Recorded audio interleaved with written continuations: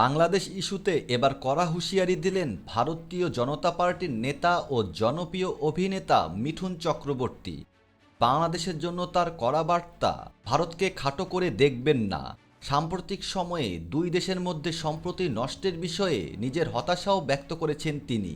হিন্দুদের উপর কথিত অত্যাচার, বাংলাদেশের বর্তমান পরিস্থিতি এবং ভারত বিদ্বেষ ইস্যু নিয়ে মিঠুন বলেন, বাংলাদেশ থেকে যেসব সতর্কবার্তা শুনছি তাদের নেতারা যে যা পারছে তাই বলছে। আমি একটা কথাই বলবো, ভারতকে খাটো করে দেখবেন না, ডোন্ট আন্ডার এস্টিমেট ইন্ডিয়া।